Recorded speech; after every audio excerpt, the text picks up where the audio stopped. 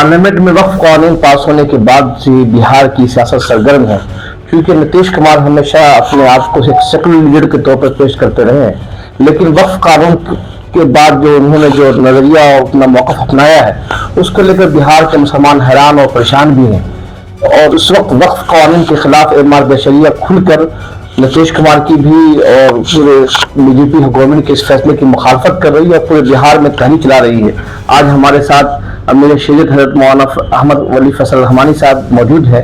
उनसे मैं बिहार की सियासत और वक्फ कानून को लेकर उनकी तहरीक क्या है और उसका इंतखाबात पर क्या असर होंगे और बिहार के मुसलमानों को किन बुनियादों पर इंतखाबात में हिस्सा लेना चाहिए और मुसलमानों की तरक्की के लिए क्या मराहिल तय कर सकते हैं, इस मौजूद मुख्तसर वक्त में हम इनसे बात करेंगे।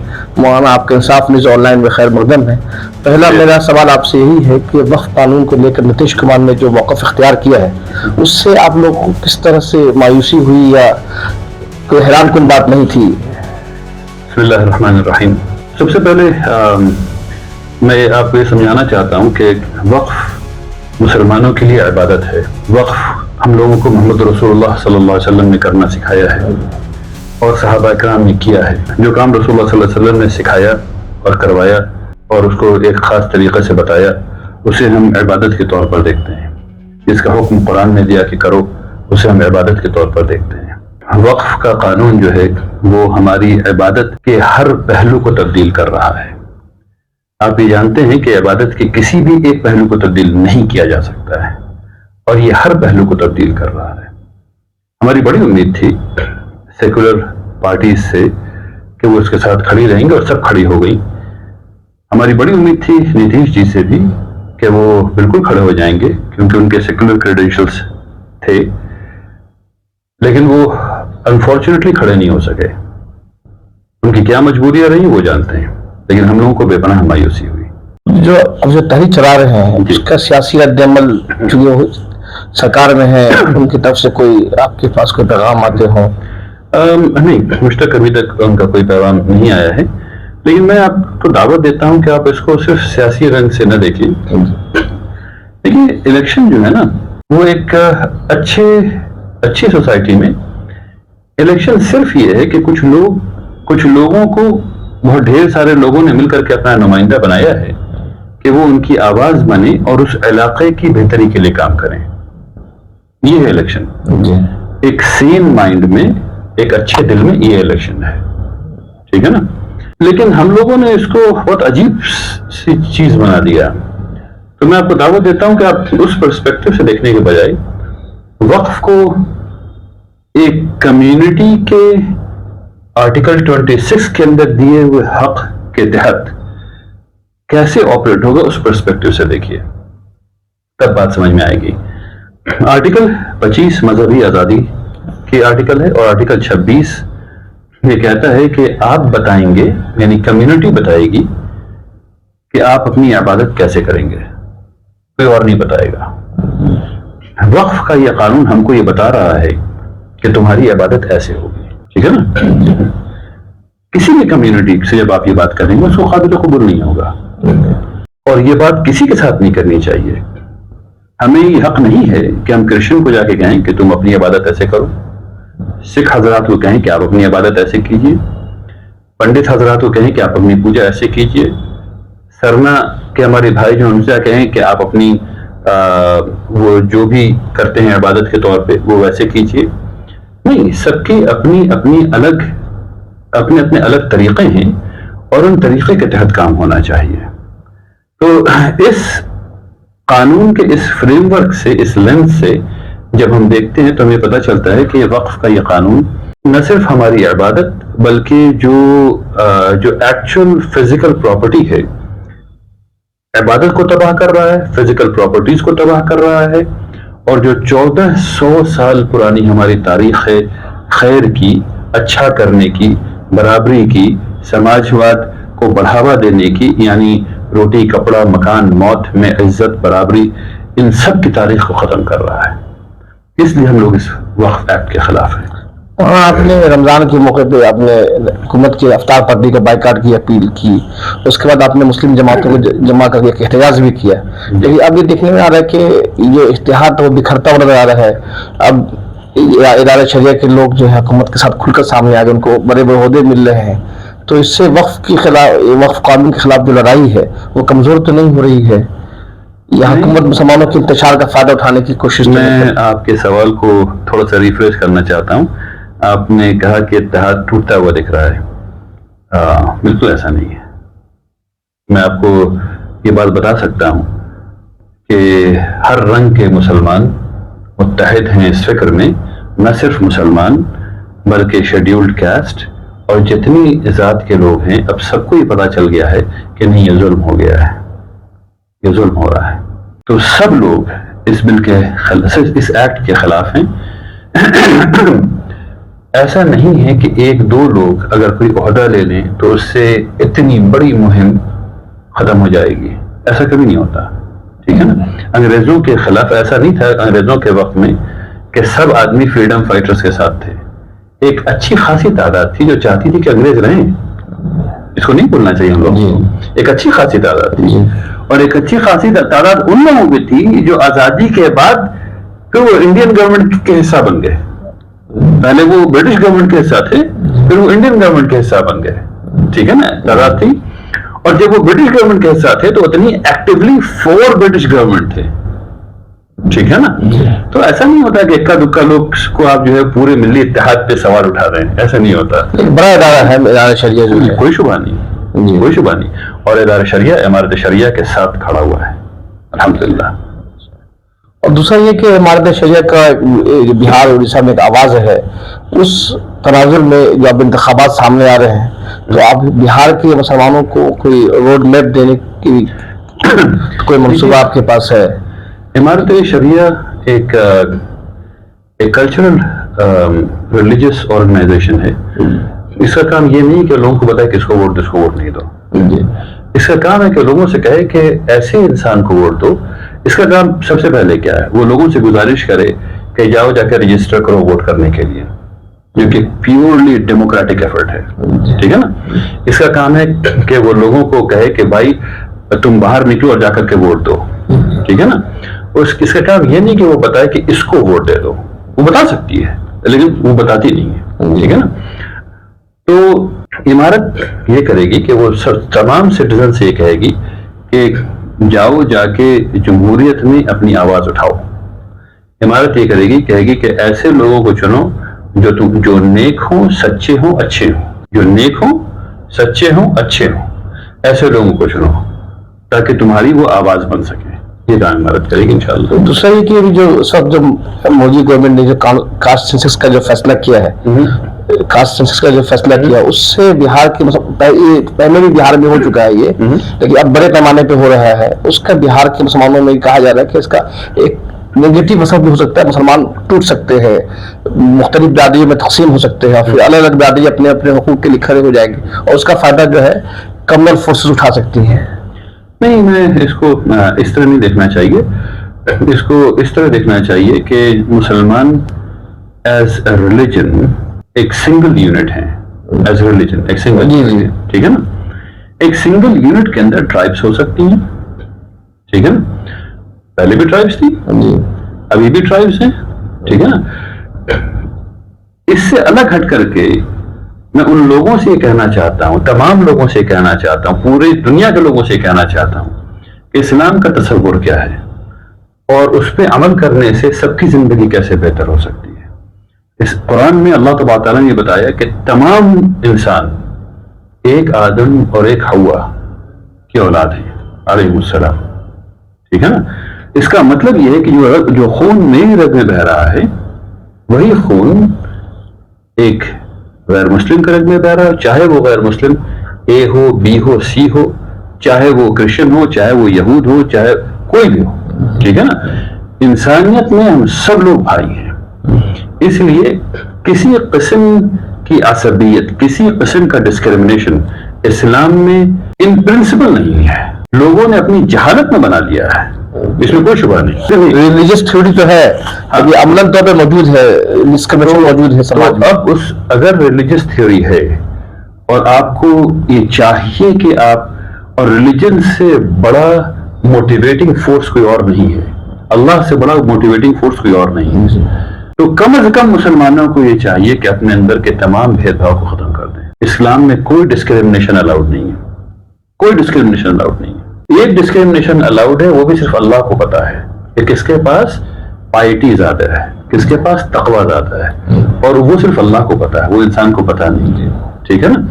تو اسلام نے جو ڈسکریمنیشن کیا ہے وہ صرف اللہ کو پتا ہے, اور اللہ کو یہ پتا ہے کہ میرے دل میں پائٹی زیادہ ہے یا آپ کے دل میں پائٹی یعنی اخلاص یعنی کہ تقوی زیادہ ہے یا نہیں. ٹھیک ہے نا. یہ سمجھانے کے لیے کہہ رہا ہوں, اللہ تقوی ہے. جی جی. تو مسلمانوں کو اور اس پرسپیکٹو سے پوری دنیا کے لوگوں کو اگر سب چیز مٹانا ہے تو اس بات کو فالو کر لینا چاہیے کہ ہم سب لوگ آدم علیہ السلام کی اور حوا علیہ السلام کی اولاد ہیں, اور اس لیے ہم سب لوگ برابر ہیں, کوئی پرابلم اس میں نہیں ہے. آخری سوال ہے میرا آپ سے کہ بہار کی جو مسلمان ہے دیگر ریاستوں کے مقابلے میں ابھی ہیومن ڈیولپمنٹ کے معاملے میں بہت پیچھے ہے. اگر آپ خاندانی بہت کی سروے دیکھیں بالکل صحیح, تو اس کی وجوہات کیا ہے, اور ایک عمارت کے بڑے ادارے کے طور پر عمارت کا اپنا ایفورٹ کیا رہا اس فساد کو ختم کرنے کے لیے؟ تو جہاں تک عمارت کی بات ہے, ایک نان پروفٹ آرگنائزیشن کے پرسپیکٹو سے اگر عمارت کو دیکھیں تو عمارت نے پچھلے چند سال میں کئی اسکول قائم کیے ہیں. عمارت نے پیرامیڈیکل کالجز قائم کیے ہوئے ہیں, ITIs قائم کیے ہوئے ہیں, لڑکیوں کے لیے کالج قائم کیا ہوا ہے بیچلر آف کمپیوٹر اپلیکیشن کرانے کے لیے. اس کے ساتھ ساتھ 277 مدارس ہیں وفاق میں اس قسم کے, اور کئی مکتب ہیں وغیرہ وغیرہ. اس قسم کا بہت ڈھیر سارا لمبا چوڑا عمارت کام ہے تعلیم کے میدان میں, اور ہم لوگ لگاتار تعلیم پر اویئرنیس پیدا کر رہے ہیں تمام کمیونٹیز میں. ٹھیک ہے نا, کیونکہ ایک پڑھا لکھا سماج ایک جاہل سماج سے بہتر ہوتا ہے. اس پرنسپل پہ سب کو پڑھانے کی کوشش کرتے ہیں. تو تعلیم تو بیداری پھیلا رہے ہیں, عملی طور پر اسکولز بنا رہے ہیں, مدارس بنا رہے ہیں, اچھے سلیبس کو بنا رہے ہیں تاکہ اچھی پڑھائی ہو سکے. ٹیچرز کے لیے کالجز بنانے کی بات چیت چل رہی ہے تاکہ اچھے ٹیچرز پیدا ہو سکیں.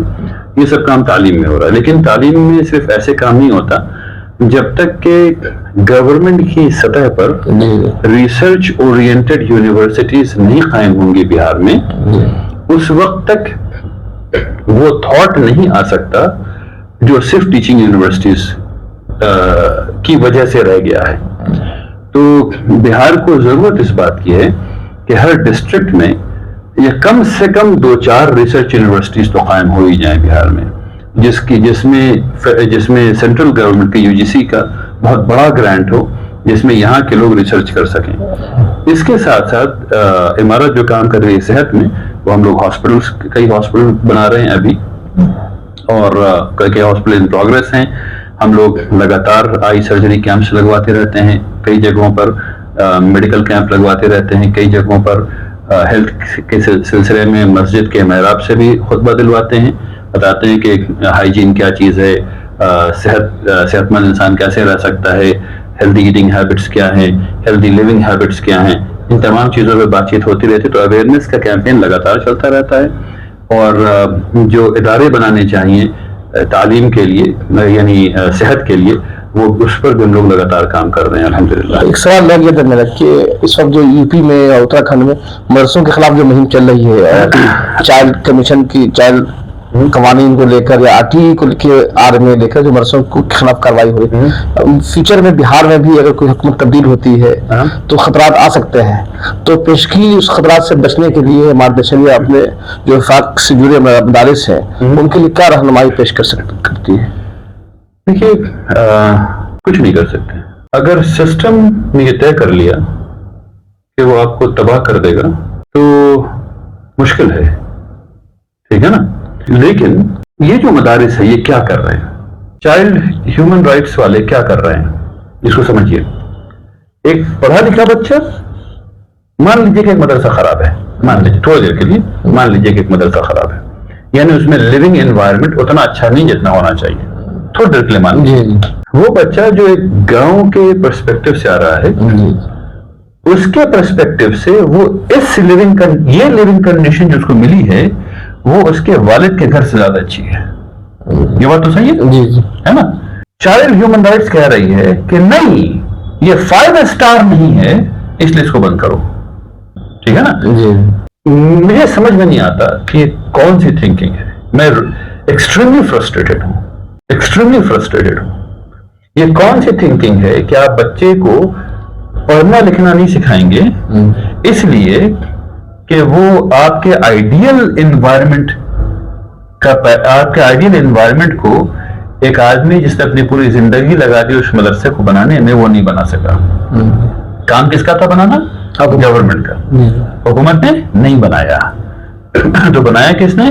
ایک آدمی نے بنایا اس لیے کیونکہ اس کو آرٹیکل 29-30 کے تحت یہ رائٹ ہے کہ وہ اپنے ادارے بنائے مائنورٹی کے اور چلائے اس کو. ٹھیک ہے نا. تو وہ اپنی استطاعت کے حساب سے اپنی ابیلٹی اور اپنی کیپیبلٹی کے حساب سے بنا رہا ہے اور بنا کر کے اس کو چلانے کی کوشش کر رہا ہے اور بچوں کو تعلیم دلانے کی کوشش کر رہا ہے. تو فیصلہ یہ کرنا ہے کہ ایک لٹریٹ بچہ چاہیے یا جاہل بچہ چاہیے. فیصلہ یہ کرنا ہے.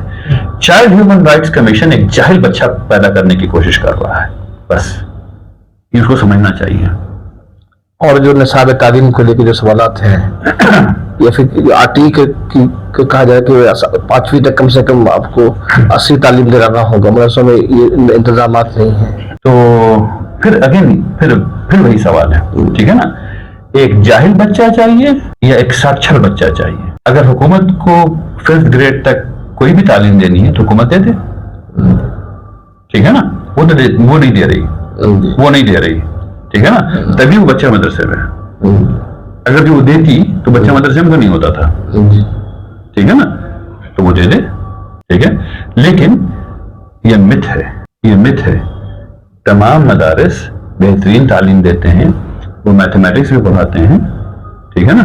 وہ سائنسز بھی پڑھاتے ہیں. صرف وہ دوسرے طریقے سے پڑھاتے ہیں.